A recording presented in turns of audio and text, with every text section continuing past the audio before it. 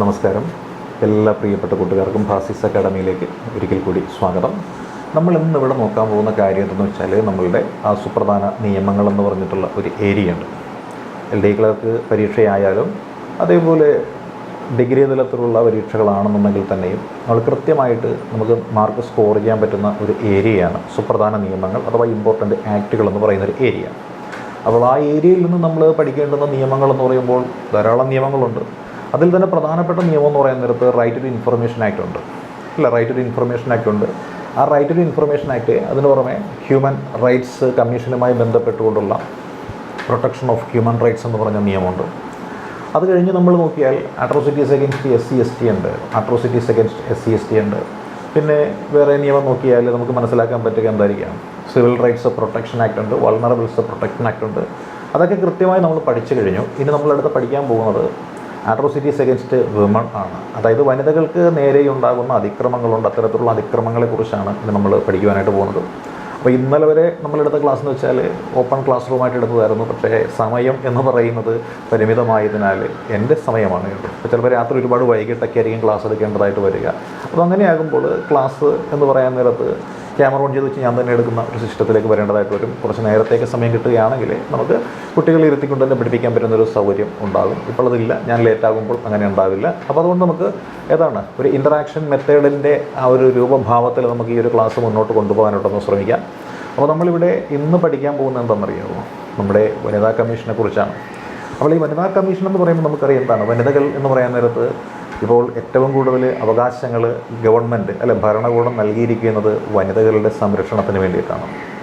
അതുപോലെ അവശത അനുഭവിക്കുന്ന വിഭാഗങ്ങളുടെ ഒരു സംരക്ഷണത്തിനൊക്കെ വേണ്ടിയിട്ടാണ് ഗവൺമെൻറ് ഇത്തരത്തിലുള്ള ഒരു നിയമങ്ങളൊക്കെ കൊണ്ടുവന്നിട്ടുള്ളത്. കാരണം ധാരാളം വനിതകൾ പല കാലങ്ങളിലായിട്ട് പലതരത്തിലുള്ള പീഡനങ്ങളും യാതനകളും ഒക്കെ അനുഭവിക്കേണ്ടി വന്നതിൻ്റെ പശ്ചാത്തലത്തിലാണ് ഇത്തരത്തിൽ വനിതകളെ സംരക്ഷിക്കുവാൻ വേണ്ടിയിട്ട് ഒരു നിയമമൊക്കെ തന്നെ മുന്നോട്ട് കൊണ്ടുവരേണ്ട ഒരു സാഹചര്യം ഉണ്ടായിട്ടുള്ളത്.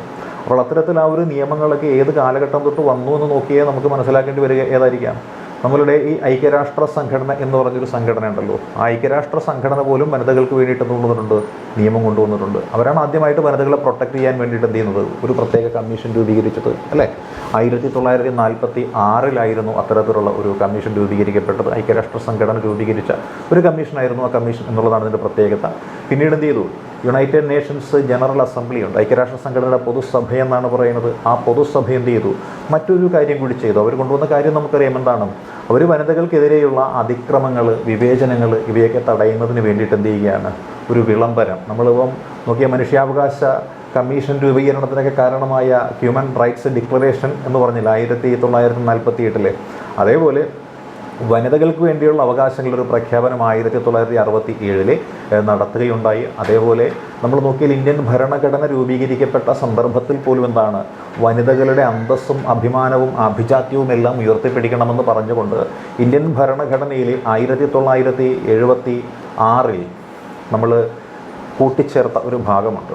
ആ കൂട്ടിച്ചേർത്ത ഭാഗത്തെ എല്ലാവർക്കും തന്നെ അറിയാം, അതേതാണ് മൗലിക കടമകളെന്ന് പറഞ്ഞിട്ടുള്ള ഒരു കാര്യമാണ്. ആ മൗലിക കടമകളിൽ ആർട്ടിക്കിൾ 51A സബ്ക്ലോസ് ആയിട്ട് വരുന്ന എന്ന് പറയുന്ന ഒരു ക്ലോസ് ഉണ്ട്. അതിലാണ് കൂട്ടിച്ചേർത്തതാണ് സ്ത്രീകളെ ആദരിക്കുക, അതായത് റെപ്യൂട്ടേഷൻ, റെക്കഗ്നിഷൻ ഇവ വനിതകൾക്ക് കൊടുക്കേണ്ടത് ഓരോ പുരുഷന്മാരുടെയും കടമയാണ് എന്ന് പറഞ്ഞുകൊണ്ട് വനിതകളുടെ അവകാശങ്ങൾ സംരക്ഷിച്ചു കൊടുക്കുക എന്ന ലക്ഷ്യത്തോടു കൂടിയിട്ട് ധാരാളം കാര്യങ്ങൾ സർക്കാരുകളെല്ലാം ചെയ്തു വന്നത് ഈ ഒരു കാലഘട്ടത്തിലാണ്. ഇനി അതേ രീതിയിൽ നമ്മൾ നോക്കിയാൽ നമുക്ക് മനസ്സിലാക്കാൻ പറ്റുന്ന കാര്യങ്ങളുണ്ട്. അതായത് വനിതകൾക്ക് എതിരായിട്ട് പലതരത്തിലുള്ള പ്രവർത്തനങ്ങളൊക്കെ നടക്കുന്നുണ്ടായിരുന്നു നമ്മുടെ രാജ്യത്ത്. അപ്പോൾ അതൊക്കെ ഒഴിവാക്കാൻ വേണ്ടിയിട്ട് എന്ത് ചെയ്തു, അതായത് ഈ അനാശാസ്യപരമായ പ്രവർത്തനങ്ങൾ എന്ന് പറയുന്നത് വനിതകൾ എന്ത് ചെയ്യുന്നു, നിർബന്ധിക്കുമായിരുന്നു. അപ്പോൾ അതൊക്കെ ഒഴിവാക്കാൻ വേണ്ടിയിട്ട് അത്തരത്തിലുള്ള അനാശാസ്യ പ്രവർത്തനങ്ങൾ നിയന്ത്രിക്കുന്നതിന് വേണ്ടിയിട്ടൊക്കെ എന്ത് ചെയ്തു, ഗവൺമെൻറ് ഒരു നിയമം കൊണ്ടുവന്നു. ആ നിയമമായിരുന്നു ഇമ്മോറൽ ട്രാഫിക് പ്രിവെൻഷൻ ആക്ട് എന്ന് പറഞ്ഞൊരു act. Immoral traffic prevention act എന്ന് പറഞ്ഞൊരു നിയമം ഉണ്ടായിരുന്നു. അത് നിലവിൽ വന്നത് 1956 1956 ഇമ്മോറൽ ട്രാഫിക് പ്രിവെൻഷൻ ആക്ട് എന്ന പേരിൽ ഒരു നിയമം നിലവിൽ വന്നത്. അതോടുകൂടി എന്താണ്, സ്ത്രീകൾക്കെതിരെയുള്ള അതിക്രമങ്ങൾ കുറച്ച് കുറയുകയാണ് ഉണ്ടായത്. അത് കഴിഞ്ഞ് പിന്നീട് എന്താണ്, മറ്റൊരു നിയമം വരികയാണ്. ആ നിയമം എന്ന് പറയാൻ നേരത്ത് ഇൻഡീസെൻ്റ് റെപ്രസെൻറ്റേഷൻ ഓഫ് വുമൺ, അതായത് ചില ബാർ ഹോട്ടലുകളിലൊക്കെ കച്ചവടം കിട്ടാൻ വേണ്ടിയിട്ട് ക്യാബറേ പോലെയുള്ള പരിപാടികളൊക്കെ നടത്തുമായിരുന്നു. അപ്പോൾ അതൊക്കെ വനിതകളുടെ അന്തസ്സിന് കോട്ടം തെറ്റുന്ന രീതിയിലുള്ള പ്രവർത്തനമാണെന്ന് തിരിച്ചറിഞ്ഞുകൊണ്ട് ഇൻഡീസെൻ്റ് റെപ്രസെൻറ്റേഷൻ ഓഫ് വുമൺ എന്ന് പറയുന്നത് പ്രിവെൻറ്റ് ചെയ്യുന്നതിനുള്ള ഒരു നിയമമായിട്ട് 1986 എന്ത് ചെയ്യാണ് ഒരു നിയമം വരികയാണ്. അതേപോലെ തന്നെ നമ്മുടെ നാട്ടിൽ എന്ത് ചെയ്യാണ്, ഈ ലൈംഗിക പീഡനങ്ങൾ, അതായത് സ്ത്രീകൾക്കെതിരായിട്ട് ജോലി സ്ഥലങ്ങളിലൊക്കെ ലൈംഗിക പീഡനങ്ങൾ നടക്കുന്നുണ്ട്. അത്തരത്തിലുള്ള പീഡനങ്ങളൊക്കെ ചെറുക്കുന്നതിന് വേണ്ടിയിട്ട്, കുറയ്ക്കുന്നതിന് വേണ്ടിയിട്ട് നമ്മുടെ നാട്ടിൽ വന്നൊരു നിയമമുണ്ട്. അതാണ് 2013 ഡിസംബർ 9 ഒരു നിയമം വന്നിട്ടുണ്ടായിരുന്നു കേട്ടോ. നമ്മൾ ആ ഒരു നിർഭയ കേസ് എന്നൊക്കെ പറയുന്ന കേസ് 2012 ഒക്ടോബർ നവംബർ മാസങ്ങളിലായിട്ട് ഒരു ഡൽഹിയിലൊരു ഓടുന്ന ബസ്സിൽ ഒരു പെൺകുട്ടിയെ 4 ബസ് ജീവനക്കാർ ചേർന്ന് ലൈംഗികമായിട്ട് പീഡിപ്പിച്ചൊരു കേസ് നമുക്കറിയാം. നിർഭയ കേസ് എന്നൊക്കെ പറഞ്ഞിട്ടുള്ള കേസുണ്ടല്ലോ.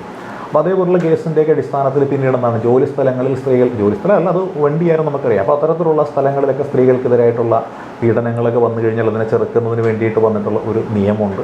ആ നിയമത്തിന് നമ്മൾ പറഞ്ഞ പേര് ആണ് ഈ പറയുന്ന പേര്. അതായത് ഈ protection of women from work place harassment എന്ന പേരിലൊക്കെയുള്ള വർക്ക് പ്ലേസ് സെക്ഷൽ ഹരാസ്മെൻറ്റ് എന്നൊക്കെയുള്ള പേരിലുള്ള ഒരു നിയമം. അത് 2013 ഡിസംബർ മാസത്തിലൊക്കെയാണ് നിലവിൽ വരുന്നതെന്നും നമ്മൾ മനസ്സിലാക്കിയ കാര്യമാണ്. പിന്നെ സ്ത്രീകളെ കുടുംബത്തിൽ ധാരാളം ബുദ്ധിമുട്ടുകളൊക്കെ അനുഭവിക്കുന്ന ആളുകളായതുകൊണ്ട് അത്തരത്തിലുള്ള കുടുംബങ്ങളിൽ നിന്നുള്ള ബുദ്ധിമുട്ടുകളൊക്കെ ഒഴിവാക്കുന്നതിന് വേണ്ടിയിട്ട് വന്ന നിയമമുണ്ട്. ആ നിയമമാണ് നമ്മൾ കുടുംബ കോടതി എന്ന് പറഞ്ഞ ആ ഒരു കോടതി. അത്തരത്തിൽ കുടുംബ കോടതികൾ സ്ഥാപിതമായത് 1984 നമ്മുടെ അഖിലേന്ത്യാ അടിസ്ഥാനത്തിൽ. നമ്മുടെ കേരളത്തിലേക്ക് വന്നപ്പോൾ എന്തായി, 1992 എന്ന് പറഞ്ഞ ആ ഒരു ടൈമൊക്കെ ആയി ഏകദേശം. അതേപോലെ നമ്മളെന്താണ്, സ്ത്രീകളെ ശാക്തീകരിക്കാൻ വേണ്ടിയിട്ടുള്ള ഒരുപാട് പദ്ധതികളൊക്കെ കൊണ്ടുവന്നിട്ടുണ്ട് അല്ലേ. നാരീശക്തി എന്ന് പറഞ്ഞൊരു പ്രൊജക്റ്റാണ് ഇപ്പോൾ നിലവിലുള്ളത്. എന്നാൽ 2010 പൂർണ്ണശക്തി എന്ന് പറഞ്ഞുകൊണ്ട് മറ്റൊരു പ്രൊജക്റ്റ് കൂടി നമ്മുടെ ഗവൺമെൻറ് കൊണ്ടുവന്നിട്ടുണ്ടായിരുന്നു. ആദ്യം നാരീശക്തി ആയിരുന്നെങ്കിലും പിന്നീട് വന്നെന്താണ് ആദ്യം പൂർണ്ണശക്തി, ഇപ്പോഴാണ് നാരീശക്തി എന്നൊരു പ്രൊജക്റ്റ് നരേന്ദ്രമോദിയുടെ നേതൃത്വത്തിൽ വരുന്നത്. നേരത്തെ 2010 മൻമോഹൻ സിംഗിൻ്റെ നേതൃത്വത്തിലായിരുന്നു. അതിൻ്റെ പേരെന്ന് പറയുന്നത് പൂർണ്ണശക്തി എന്ന പേരിലായിരുന്നു. ഇതേപോലെ സ്ത്രീകളെ സംരക്ഷിക്കാൻ വേണ്ടിയിട്ട് മറ്റൊരു നിയമം നമ്മൾ കൊണ്ടുവന്നത് എന്താണെന്ന് അറിയാമോ? ഈ മെഡിക്കൽ ടെർമിനേഷൻ ഓഫ് പ്രഗ്നൻസി എന്ന് പറഞ്ഞിട്ടുള്ളൊരു നിയമം ഉണ്ടായിരുന്നു. അതായത് ഗർഭഛിദ്രം എന്ന് പറയുന്നത് ആവശ്യത്തിനും അനാവശ്യത്തിനുമായിട്ട് നമ്മുടെ നാട്ടിൽ നിരന്തരം ഇങ്ങനെ നടന്നുകൊണ്ടിരുന്നപ്പോൾ അത്തരത്തിൽ ഗർഭഛിദ്രം നടത്തുന്നത് വഴി ധാരാളം സ്ത്രീകൾ മരണപ്പെടുന്നതൊരു കാരണമാണെന്ന് തിരിച്ചറിഞ്ഞുകൊണ്ട് നമ്മുടെ ഗവൺമെൻറ് എന്ത് ചെയ്തു, 1972 ഏപ്രിൽ 1 അത്തരത്തിലൊരു നിയമം കൊണ്ടുവന്നത്. അതായത് medical termination of pregnancy act 1972. അതാണ് ഇത്. 71 ഇതിൻ്റെ നിയമനിർമ്മാണം നടത്തിയതെങ്കിൽ 72 ഗർഭഛിദ്ര നിരോധന നിയമം കൊണ്ടുവന്നത്. ആ നിയമപ്രകാരം 20 ആഴ്ചയ്ക്ക് ശേഷമുള്ള ഗർഭഛിദ്രം എന്ന് പറയുന്നത് നടത്തുവാൻ പാടില്ല എന്നും, അത്തരത്തിലുള്ള ഗർഭഛിദ്രം നടത്തുകയാണെന്നുണ്ടെങ്കിൽ അത് നടത്തുന്ന ഡോക്ടർ ഉൾപ്പെടെയുള്ള ആളുകൾ കുറ്റവാളികളാണ് എന്നുള്ള ഒരു നിഗമനത്തിലേക്കാണ് എത്തിച്ചേരുന്നത് സമൂഹം. പിന്നീട് ഇപ്പോൾ ഇതിനൊരു മാറ്റം വന്നിട്ടുണ്ട്, ഒരു അമെൻമെൻറ്റ് വന്നിട്ടുണ്ട്. അത് 2021 ആ അമെൻമെൻറ്റിൻ്റെ പേര് medical termination of pregnancy amendment act എന്ന് പറയുന്ന ഗർഭഛിദ്ര നിരോധന ഭേദഗതി നിയമം എന്ന് പറഞ്ഞിട്ടുള്ള ഒരു നിയമമാണ്. ഇത് 2021 നിലവിൽ വന്നത്. അപ്പോൾ 2021 നിലവിൽ വന്ന ഈ നിയമം എന്ന് പറയുമ്പോൾ അതിലെന്ത് മാറ്റമാണ് വന്നതെന്ന് കൂടി നമ്മളറിയണം. അതായത് ഒരു 4 ആഴ്ച കൂടി എന്ത് ചെയ്തു, അധികമാക്കി കൊടുത്തു. അങ്ങനെ ഒരു 4 ആഴ്ച അധികമാക്കി കൊടുത്തപ്പോൾ 24 ആഴ്ച എന്ന് വെച്ചാൽ ഒരു മാസം 4 ആഴ്ചയായിട്ട് കണക്കാക്കുകയാണെന്നുണ്ടെങ്കിൽ 6 മാസം അല്ലേ, 6 മാസം വരെയുള്ള കാലയളവിൽ ഗർഭം എന്ന് പറയുന്നത് അലസിപ്പിക്കുവാനും ഗർഭഛിദ്രം നടത്തുവാനുമുള്ള ഒരു അവകാശമാണ് കൊടുത്തിരിക്കുന്നത്.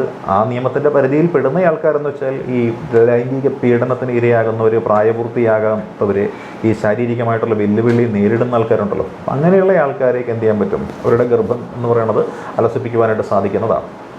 പിന്നെ സ്ത്രീകളെ പ്രൊട്ടക്റ്റ് ചെയ്യാനായിട്ട് വന്നിട്ടുള്ള നിയമങ്ങളിൽ ഏറ്റവും പ്രധാനപ്പെട്ട ഒരു നിയമം എന്ന് പറയുന്നതാണ് ഈ സതി എന്ന് പറയുന്നത് നിരോധിച്ചുകൊണ്ടുള്ള ഒരു നിയമമാണ് അല്ലേ. സതി എന്ന് പറയുന്നത് നിരോധിക്കണം. അതായത് സതി നമുക്കറിയാം എന്താണ്, ഭർത്താവ് മരിച്ചു കഴിഞ്ഞാൽ ഭാര്യ ചിതയിൽ ചാടി മരിക്കണം എന്ന് പറയുന്ന ഒരു നിയമമുണ്ട് അല്ലേ. ഭർത്താവ് മരിച്ചു കഴിഞ്ഞാൽ ഭാര്യ ചിതയിൽ ചാടി മരിക്കുന്നു, അല്ലെങ്കിൽ ഭാര്യയും കൂടി എന്ത് ചെയ്യണം, മരണമടയണം, അല്ലെങ്കിൽ ഭാര്യയും കൂടി മരണപ്പെടണം എന്ന് പറയുന്നൊരു നിയമം. ആ നിയമത്തിനെയാണ് നമ്മൾ ഈ പറയുന്ന സതി എന്ന് പറയുന്നത്. ആ സതി ഇന്ത്യയിൽ നിയമം മൂലം നിർത്തലാക്കിയത് എന്ന് ചോദിച്ചാൽ പല വർഷങ്ങൾ നമുക്ക് മനസ്സിൽ വരും അല്ലേ. എന്നാൽ ഗവൺമെൻറ് ഓഫ് ഇന്ത്യ സതിയെ നിയമം മൂലം നിർത്തലാക്കിയ വർഷം ചോദിച്ചു കഴിഞ്ഞാൽ നമുക്ക് പറയാനായിട്ടൊരു വർഷമേ ഉള്ളൂ. അത് 1987.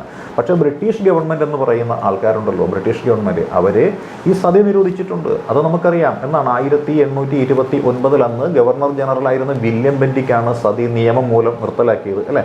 റെഗുലേഷൻ 18 എന്നോ മറ്റോ ആയിരുന്നു അതിൻ്റെ പേരെന്നാണ് ഞാൻ റെഗുലേഷൻ 17 എന്ന പേരായ ഒരു നിയമത്തിലൂടെയാണ് ഈ പറയുന്ന ബ്രിട്ടീഷുകാർ ഈ ഒരു നിയമങ്ങൾ എന്ത് ചെയ്തത്, ഇവിടെ നിർത്തലാക്കിയത് എന്ന് നമുക്കറിയാം. ഇതേപോലെ നമ്മൾ നോക്കിക്കഴിഞ്ഞാൽ അന്തർദേശീയ വനിതാ ദിനമായിട്ട് നമ്മൾ ആചരിക്കുന്നുണ്ട്. മാർച്ച് 8 അന്താരാഷ്ട്ര വനിതാ ദിനമായിട്ട് നമ്മൾ ആചരിക്കുന്നുണ്ട്. അതേപോലെ തന്നെ ഈ സ്ത്രീകൾക്കെതിരായിട്ടുള്ള ധാരാളം അതിക്രമങ്ങൾ നടക്കുന്നുണ്ട് സ്ത്രീകൾക്കെതിരായിട്ട്. ആ സ്ത്രീകൾക്കെതിരായിട്ടുള്ള അതിക്രമങ്ങൾ തടയുന്നതിന് വേണ്ടിയിട്ട് എന്ത് ചെയ്യുകയാണ്, നമ്മളൊരു അന്താരാഷ്ട്ര വനിതാ ദിനം പോലെ മാർച്ച് 8 പോലെ നമ്മൾ എന്ത് ചെയ്യണം, നവംബർ 25 എന്ന് പറയുന്നത് അക്രമങ്ങൾക്ക് എതിരായിട്ടുള്ള ഒരു ദിനമായിട്ട് നമ്മൾ ആചരിക്കുന്ന ഒരു ദിവസമാണ്. ഇതേപോലെ നമ്മൾ നോക്കിയാൽ നമ്മുടെ നാട്ടിൽ വളരെ പ്രധാനപ്പെട്ട നിയമങ്ങൾ പലതുണ്ട്. അതിൽ പ്രധാനപ്പെട്ട നിയമങ്ങളെന്ന് പറയാൻ നേരം നമുക്ക് എന്താണ്, നമ്മുടെ ഈ കസ്റ്റഡി എടുക്കുന്ന സ്ത്രീകൾക്ക് നേരെ ലൈംഗിക പീഡനങ്ങളും അതിക്രമങ്ങളും ഒക്കെ ധാരാളമായിട്ട് ഉണ്ടാകുമായിരുന്നു. പോലീസ് കസ്റ്റഡിയിലിരിക്കുന്നവർ, അതേപോലെ ജുഡീഷ്യൽ കസ്റ്റഡിയിലിരിക്കുന്ന ആളുകൾക്ക് ജയിലുകളിലൊക്കെ ഇത്തരത്തിലുള്ള പീഡനങ്ങളൊക്കെ ഉണ്ടാകുമായിരുന്നു. അപ്പോൾ അത്തരത്തിലുള്ള പീഡനങ്ങളൊക്കെ തടയുന്നതിന് വേണ്ടിയിട്ട് ഒരു മധുര കേസ് എന്ന് പറഞ്ഞൊരു കേസുണ്ട്. മധുര കേസ് യു പിയിലുള്ളൊരു മധുര കേസാണ്. 1979 മധുര കേസിൻ്റെ അടിസ്ഥാനത്തിലാണ് കസ്റ്റഡിയിലുള്ള പീഡനം അല്ലെങ്കിൽ കസ്റ്റഡിയിൽ പീഡനം തടയുന്നതിന് വേണ്ടിയിട്ട് നിയമനിർമ്മാണം നടത്താനൊക്കെയുള്ള തീരുമാനങ്ങൾ ഉണ്ടാകുന്നത് ആ ഒരു കാലഘട്ടത്തിലാണ്. അതേപോലെ വനിതകളെ സംരക്ഷിക്കാൻ വേണ്ടിയിട്ട് ഈ വിവാഹബന്ധം വേർപെടുത്തി കഴിഞ്ഞാൽ വനിതകൾക്ക് ജീവനാംശം എന്ന് പറയുന്നത് ഹിന്ദു മാരേജ് ആക്ടും ക്രിസ്ത്യൻ മാരേജ് ആക്റ്റും ഒക്കെ പ്രകാരമുള്ള ആളുകൾക്ക് മാത്രമായിരുന്നു അർഹതയുണ്ടായിരുന്നത്. പ്രത്യേകിച്ച് ഹിന്ദു മാരേജ് ആക്ട് പ്രകാരമുള്ള ആളുകൾക്ക് മാത്രമായിരുന്നു അംഗീകാരം ഉണ്ടായിരുന്നത്. എന്നാൽ അതിനൊരു മാറ്റം വരുത്താൻ വേണ്ടിയിട്ട് ഈ മൊഴി ചൊല്ലപ്പെടുന്ന അല്ലെങ്കിൽ 3-ാം തലാഖ്, 1-ാം തലാഖ്, 2-ാം തലാഖ് എന്നൊക്കെ പറഞ്ഞ് മൊഴി ചൊല്ലപ്പെടുന്ന സ്ത്രീകൾക്കും എന്ത് വേണം, വിവാഹബന്ധം വേർപെടുത്തി മുസ്ലിം സ്ത്രീകൾക്ക് അവർക്കും ജീവനാംശം വേണം. അത്തരത്തിലുള്ള സ്ത്രീകൾക്കും ജീവനാംശം നൽകണമെന്നാവശ്യപ്പെട്ടുകൊണ്ട് ഒരു കേസ് നടന്നിട്ടുണ്ടായിരുന്നു. ആ കേസ് രാജീവ് ഗാന്ധിയുടെ കാലഘട്ടത്തിലാണ് നടന്നിട്ടുള്ളത്. അതാണ് ഷാ ബാനു കേസ് എന്ന് പറഞ്ഞൊരു കേസ്. ഈ കേസുമായി ബന്ധപ്പെട്ടുകൊണ്ട് നമ്മൾ ധാരാളം വാർത്തകളൊക്കെ കേട്ടിട്ടുള്ളതാണ്. അതായത് മൊഴി ചൊല്ലപ്പെടുന്ന മുസ്ലിം വനിതകൾക്ക് എന്ത് വേണം, ജീവനാംശം ലഭിച്ചേ മതിയാവുകയുള്ളൂ എന്ന് പറയുന്ന കേസാണ് ഈ പറയുന്ന ഷാ ബാനു കേസ് എന്ന് നമുക്കറിയുള്ള കാര്യമാണ്. ഇതേപോലെ ജോലി സ്ഥലത്ത് എന്ത് ചെയ്യണം, സ്ത്രീകൾ അവർ ലൈംഗികമായിട്ട് അതിക്രമങ്ങൾക്ക് ഇരയാകുന്നുണ്ട്. അപ്പോൾ അത്തരത്തിലുള്ള സ്ത്രീകളെ പ്രൊട്ടക്റ്റ് ചെയ്യണമെന്നുണ്ടെങ്കിൽ അവിടെയും നിയമനിർമ്മാണം നടത്തിയാൽ മതിയാവുകയുള്ളൂ. അത്തരത്തിൽ ജോലിസ്ഥലത്ത് ലൈംഗിക പീഡനത്തിന് ഇരയാകുന്ന സ്ത്രീകൾക്ക് സംരക്ഷണം കൊടുക്കുന്നതിന് വേണ്ടിയിട്ട് ഒരു കേസ് നടന്നിരുന്നു. ആ കേസാണ് നമ്മൾ പറയുന്ന വിശാഖ കേസ് എന്ന് പറഞ്ഞൊരു കേസുണ്ട്. വിശാഖ കേസ്, അപ്പോൾ ജോലിസ്ഥലത്ത് ലൈംഗിക അതിക്രമം നടത്തുന്ന സ്ത്രീകൾക്കെതിരായിട്ടുള്ളൊരു കേസാണ് വിശാഖ കേസ് എന്ന് പറയുന്നത്. പിന്നെ നമ്മുടെ പിന്തുടർച്ചാവകാശം എന്ന് പറയുന്നത് ഈ ഹിന്ദു മാരേജ് ആക്ട് പ്രകാരം അല്ലെങ്കിൽ ഹിന്ദു ഇൻഹെറിറ്റൻസ് എന്ന് പറഞ്ഞ ആ ഒരു നിയമപ്രകാരമേ ഉണ്ടായിരുന്നു. അപ്പോൾ ക്രിസ്ത്യൻ ഇൻഹെറിറ്റൻസിൽ അതില്ലായിരുന്നു. അങ്ങനെ ഈ സിറിയൻ ക്രൈസ്തവ വിഭാഗത്തിൽ മക്കൾ, അതായത് ആൺമക്കളും പെൺമക്കളും ഉണ്ടാവും. അപ്പോൾ ഈ ആൺമക്കൾക്കും പെൺമക്കൾക്കും പിതൃസ്വത്തിൽ തുല്യമായൊരു അവകാശം വേണമെന്ന് പറഞ്ഞിട്ടുള്ള ഒരു വാദമുഖങ്ങളൊക്കെ നടന്നിട്ടുണ്ടായിരുന്നു. അത്തരത്തിൽ പ്രധാനപ്പെട്ട ഒരു വാദമുഖം എന്ന് പറയുന്നത് മേരി റോയ് എന്ന് പറഞ്ഞൊരു കേസാണ്. മേരി റോയ് 1986 മേരി റോയിയുടെ കേസുമായി ബന്ധപ്പെട്ടുകൊണ്ട് ഈ പറയുന്ന പിതൃസ്വത്തിൽ അല്ലെങ്കിൽ പൂർവിക സ്വത്തിൽ ആർക്ക് കൂടി അവകാശമുണ്ട്, മക്കൾ വനിതകളായിട്ടുള്ള മക്കൾക്കും കൂടി അവകാശമുണ്ട് എന്ന് പറഞ്ഞിട്ടുള്ളൊരു നിയമമൊക്കെ വരുന്നത്.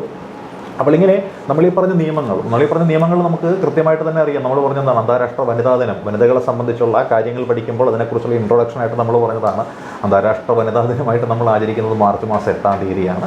എന്നാൽ വനിതകൾക്കെതിരായിട്ടുള്ള അതിക്രമം നടത്തപ്പെടുന്നതിനെതിരായിട്ട് നമ്മൾ ആചരിക്കുന്നത് രണ്ടാമത്തെ ദിനമായിട്ട് നമ്മൾ ആചരിക്കുന്നതെന്നാണ്. അത് നവംബർ മാസം 25 പറഞ്ഞു. അതേപോലെ വനിതകളുമായി ബന്ധപ്പെട്ടുകൊണ്ടുള്ള കുറച്ച് കാര്യങ്ങളൊക്കെ നമ്മൾ പറഞ്ഞിരുന്നു അല്ലേ. അത് എന്താണ്, ഈ പറയുന്ന മേരി റോയിയുടെ കേസ് എന്താണ്, പിതൃസ്വത്തിൽ സ്ത്രീകൾക്ക് തുല്യാവകാശം കൊടുക്കും. ഏത് സമുദായത്തിൽ? ക്രിസ്ത്യൻ സമുദായത്തിൽ. ജീവനാംശം കൊടുക്കും മുസ്ലിം സ്ത്രീകൾക്ക്. അതേത് കേസാണ്? അത് ഷബാനു കേസ് എന്ന് പറഞ്ഞ കേസാണ് അല്ലേ. ഷബാനു കേസ് കസ്റ്റഡിയിലെടുക്കുന്ന സ്ത്രീകൾക്ക് നേരെയുള്ള പീഡനങ്ങൾ കുറയ്ക്കുന്നതിന് വേണ്ടുന്ന നിയമനിർമ്മാണം അതേതായിരുന്നു? മധുര കേസായിരുന്നു.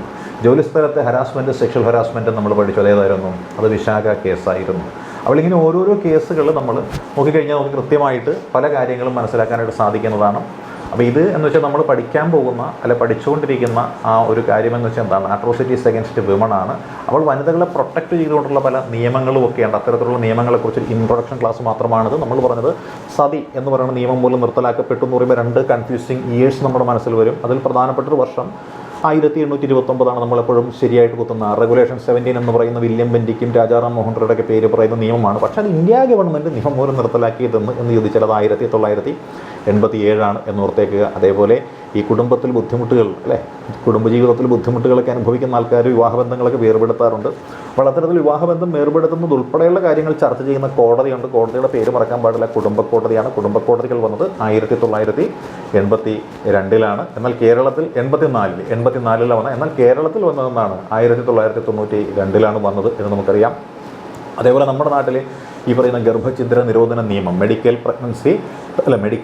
ടെർമിനേഷൻ ഓഫ് പ്രഗ്നൻസി ആക്ട് എന്ന് പറയുന്ന ഗർഭഛിദ്ര നിരോധന നിയമം 1972 വരുന്നത്. എന്നാൽ ഇതിൻ്റെ നിയമം 71 എഴുതിയെങ്കിലും 72 ഇത് നടപ്പിൽ വരുന്നത്. അത് പ്രകാരം 20 ആഴ്ച വരെയുള്ള ഗർഭഛിദ്രത്തിന് അനുമതി കൊടുത്തിരുന്നു. എന്നാൽ 2021 ഇതിനൊരു ഭേദഗതി വരുത്തിയിട്ട് 24 ആഴ്ച വരെയുള്ള ഗർഭഛിദ്രത്തിന് എന്ത് കൊടുത്തു? പെർമിഷൻ കൊടുത്തു എന്നാണ് നമ്മൾ മനസ്സിലാക്കേണ്ടത് അല്ലേ. പിന്നെ നമ്മൾ പറഞ്ഞ എന്താണ്, ഇമ്മോറൽ ട്രാഫിക് പ്രിവെൻഷൻ ആക്ട് എന്ന് പറഞ്ഞുകൊണ്ട് സ്ത്രീകളെ വ്യഭിചാരത്തിന് നിർബന്ധിക്കുന്ന തരത്തിലുള്ള പ്രവർത്തനങ്ങൾ തടയുന്നൊരു നിയമം, അത് 1956 നിലവിൽ വന്ന ഒരു നിയമമാണ്.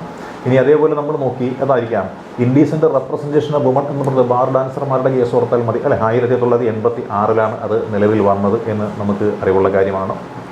പിന്നെയോ നമ്മുടെ ഇന്ത്യൻ ഭരണഘടനയിൽ 1976 കൂട്ടിച്ചേർത്ത part 4A sub clause e എന്ന് പറയുന്നത് എന്താണ്? വനിതകളുടെ മൊറാലിറ്റിയും ഡീസൻസിയും എല്ലാം നമ്മൾ ഉയർത്തിപ്പിടിക്കണമെന്നും അവർക്ക് വേണ്ട അർഹിക്കുന്ന അംഗീകാരം നൽകണമെന്നും പറയുന്ന ഒരു നിയമം, അതാണ് ഇന്ത്യൻ ഭരണഘടനയിൽ നമ്മൾ ഉൾപ്പെടുത്തിയിരിക്കുന്ന അത് കാര്യം. പിന്നെ ഐക്യരാഷ്ട്ര സംഘടന പോലും 1946 അത്തരത്തിലൊരു കമ്മീഷൻ രൂപീകരിച്ചതാണെന്നും, പിന്നെയോ മനുഷ്യാവകാശ പ്രഖ്യാപനം പോലെ സ്ത്രീകളുടെ അവകാശ പ്രഖ്യാപനത്തെക്കുറിച്ച് UN ഒരു ഡിക്ലറേഷൻ കൂടി നടത്തിയിട്ടുണ്ട് എന്നുള്ള കാര്യവുമൊക്കെ നമ്മൾ ഓർക്കുമ്പോൾ എന്താണ് ഈ പറയുന്ന വനിതാ സംരക്ഷണം എന്ന് പറയുന്ന മേഖലയിലേക്ക് കടക്കുവാൻ മാത്രമുള്ള ചെറിയ ഒരു കൈത്തിരുനാൾ നമ്മുടെ മനസ്സിൽ തെളിഞ്ഞിരിക്കുകയാണ്. അപ്പോൾ നമ്മുടെ ഈ ഒരു ഇൻട്രൊഡക്ഷൻ ക്ലാസ്, അതായത് ഈ പറയുന്ന വനിതാ സംരക്ഷണവുമായി ബന്ധപ്പെട്ടുകൊണ്ട് നമുക്കിനി പഠിച്ചു മാറാനുള്ള കാര്യങ്ങളെന്ന് പറയുന്നത് നിങ്ങൾക്കറിയാം അല്ലേ, പ്രധാനപ്പെട്ട ആക്റ്റുകളുണ്ട്. അതായത് പ്രധാനപ്പെട്ട വനിതാ സംരക്ഷണവുമായി ബന്ധപ്പെട്ടുകൊണ്ടുള്ള ആക്റ്റുകൾ, നിങ്ങൾ ഡൗറി പ്രൊഹിബിഷൻ ആക്ടിനെ കുറിച്ച് കേട്ടിട്ടുള്ളതാണ്, അല്ലെങ്കിൽ ഗാർഹിക പീഡന നിരോധന നിയമത്തെക്കുറിച്ച് കേട്ടിട്ടുള്ളതാണ്. ഇതാണ് കൂടുതലും സ്ത്രീകളുമായി ബന്ധപ്പെട്ടുകൊണ്ട് നമ്മുടെ സമൂഹത്തിൽ സംഭവിച്ചുകൊണ്ടിരിക്കുന്നത്. പിന്നെ വനിതകളുടെ അവകാശങ്ങൾ സംരക്ഷിക്കാൻ വേണ്ടിയിട്ടുള്ള കമ്മീഷനെ കുറിച്ചൊക്കെയുള്ള കാര്യങ്ങൾ നമ്മൾ കേട്ടിട്ടുള്ളതാണ്. അതൊക്കെ വരുന്ന ദിവസങ്ങളിൽ അല്ലെങ്കിൽ ഇതിന് ശേഷമുള്ള വീഡിയോകൾ നമ്മൾ കംപ്ലീറ്റ് ചെയ്യാനാണ് ഉദ്ദേശിക്കുന്നത്. അപ്പോൾ ഈ ഒരു ക്ലാസ് നിങ്ങൾക്ക് ഒരു ഇൻട്രൊഡക്ഷൻ ക്ലാസ്സാണ്. നിങ്ങൾക്ക് ഇഷ്ടമായെങ്കിൽ നിങ്ങളുടെ വിലയേറിയ അഭിപ്രായങ്ങളും നിർദ്ദേശങ്ങളും കമൻറ്റ് ബോക്സിൽ ഒന്ന് രേഖപ്പെടുത്തുക. Thank you.